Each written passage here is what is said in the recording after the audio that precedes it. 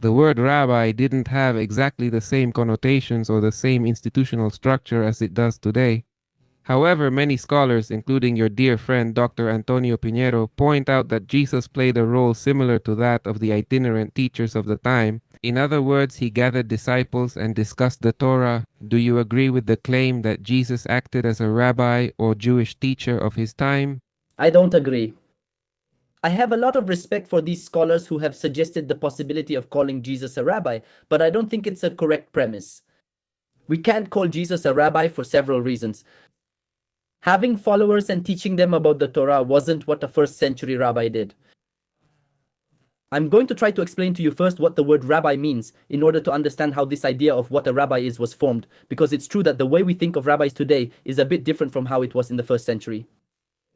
The word rabbi in biblical Hebrew means great, that's Rav. But in Mishnaic Hebrew, which is the Hebrew from the first century, it means teacher. Teacher, not in the sense of someone who teaches, but in the sense of being the opposite of a slave and a master. That's what Rav means in Hebrew from that time.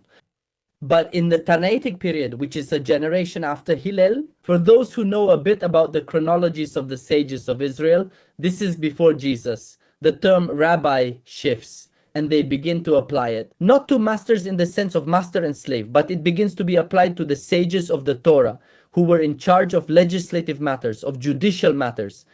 And you're right that the institutional way of ordaining rabbis today is different from how it was done in the first century. But it's necessary to see that in the first century, there was indeed an institutionalized way to determine who had this authority to teach, to be a rabbi. And with what I'm going to explain, you'll realize that Jesus did not meet the formal requirements to, let's say, be considered one of the rabbis of his generation. The role of the rabbis was to legislate and judge in courts, whether civil, criminal, administrative courts, in other words, on matters of government of all kinds. In fact, and this is nothing new, all cultures need a system like this, or two such systems. In biblical and apocryphal writings as well, it is mentioned that the Jews judge according to what is in the law. For example, it is written in Deuteronomy 17, it says that you will go to the judge of those days and ask him, and they will teach you the judicial ruling. So this is nothing new. In the first century, there was a system called the Sanhedrin, actually more of an institution. The Sanhedrin, broadly speaking, was responsible for the legal and judicial tasks of Israel, of all kinds. Robberies and all that sort of thing, making laws, determining the timing and the festivals, everything. In the Mishnah, for those who don't know, is a compilation of what was the social, cultural, and legal reality of the Jews of the 1st and 2nd centuries and earlier. It goes back much further as well. And here it explains how what is known as the Semikhah was given. What is the Semikhah? The Semikhah is what would be called, in Spanish, let's say, ordination, Rabbinic ordination. It comes from the word slismoj, which means to lean on or to support. The purpose of the Semikhah was to define who was authorized to take part in these decisions made by the Sanhedrin. In fact, not only the Sanhedrin, there were also small Sanhedrins that were found in other cities, not just centralized in Jerusalem. And so they could deal with other issues that were less complex, like a judicial system of a country. And what was the Sanhedrin like? It was composed of all the members, but before the Sanhedrin, there were 3 rows of Torah scholars. Let's say of the great Torah scholars and thinkers, the experts in legal matters and in other fields as well. Because to be part of this system, you not only had to be a rabbi, but you also had to know about astronomy or biology or medicine. Because in order to issue a legal ruling on something, you have to be an expert in the field you're making a ruling on. This relates to the introduction of rabbis. But what happens is that we have, for example, records of these 3 rows of scholars. Sometimes the Sanhedrin would consult them, even when they were Sadducees. They would consult them to know how to apply certain laws, for example, in the sacrificial system, when there was doubt about an animal, whether it was impure, whether it was allowed. These questions were asked to the great Torah scholars who had the knowledge and made up the 3 rows of the Sanhedrin. When it was necessary to replace a member, Sanhedrin, or appoint a new member of the Sanhedrin, either because the former member was very old or because, due to migration reasons or whatever the case may be, it was necessary to appoint a new member to the Sanhedrin. What was done was that one of the members of the first row who was before the Sanhedrin was chosen, and he was given the Semikhah, that is the ordination. This is how rabbinical ordination was given, except in two cases, in two, let's say, fields that are known as, which are purity and impurity, and one other field. Those two fields could be analyzed and ruled on by anyone, even without Semikhah.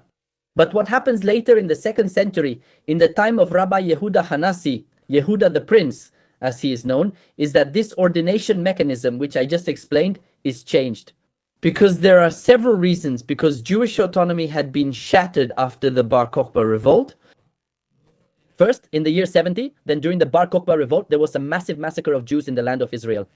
Rome left the Jewish community decimated. The great Torah sages were killed outright, or some were exiled by Rome. So they decided to change this system.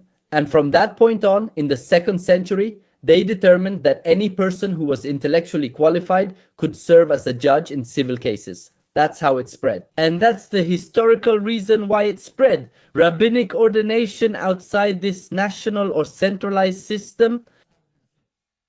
But even in this era, rabbinic ordination was limited to practicing only in certain fields. There was actually a whole scale of how much a Torah scholar was allowed to exercise authority. And this was based on how much a person knew. For example, if there was a person who knew very little Torah, then he could only make, let's say, decisions in less complex cases, but for more complex cases. Let's say criminal cases and all of this required greater scholarship. So a different type of rabbinical ordination was needed. Later, this is already a third layer of what rabbinical ordination is. In the time of the Amoraim, as they are known, which is the later period, the title begins to be called Rav, as opposed to Rabbi, as it was before, or the term Rabban, which is another category. Anyway, everything I just told you in the audience is from the 2nd century onward. But in the previous century, as I already explained, there was an established system. That being said, it's clear that Jesus did not meet any of these criteria to have the Semikhah, to have this kind of rabbinic authority or title under the centralized system. Jesus was not part of the intellectual circles of his generation, although, interestingly, he is mentioned in the Talmud. There is a source about a certain Yeshu saying that he was a student of a rabbi. This is a challenging source, as this Yeshua dates to the century before the Common Era, making this Yeshu unlikely to match the 1st century Jesus. But what I have noticed a lot in the circles we move in, social media and all that, is that sometimes there are people who try to present Jesus as just another Pharisee rabbi. But I think that's said because first, they are unfamiliar with Pharisaic thought, and second, because many times it's just not known. The huge difference that existed between the Jews of Judea, let's say, from Jerusalem and its surroundings, versus the Jewish community of the Galilean Jews of the 2nd century is different, but in the 1st century, the difference was enormous. Jesus was a Galilean. He had his followers. He possibly knew the Torah, the prophets, okay? Let's say he was very knowledgeable, but that is not the criterion to be ordained as a rabbi in the 1st century. Philon of Alexandria was a rabbi, he was a scholar, he wrote impressive works, yes, with Hellenistic influence and all that. Would we consider Philo of Alexandria a rabbi?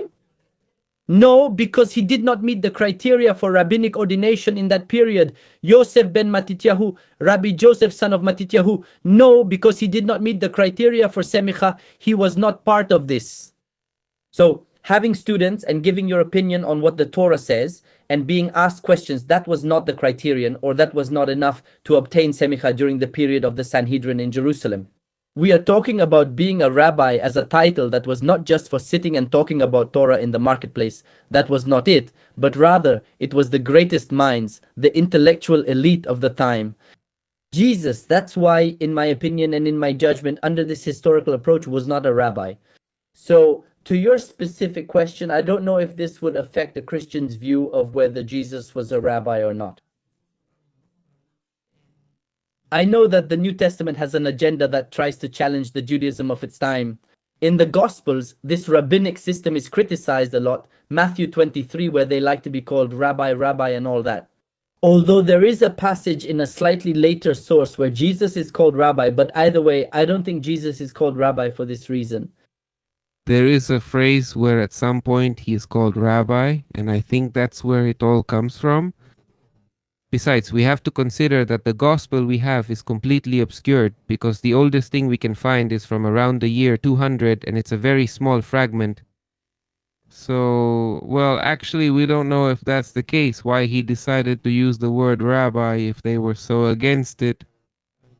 There are those who think that this is a much later addition, and in my opinion, it's perhaps to further legitimize the authority of Jesus in the eyes of the system of his time.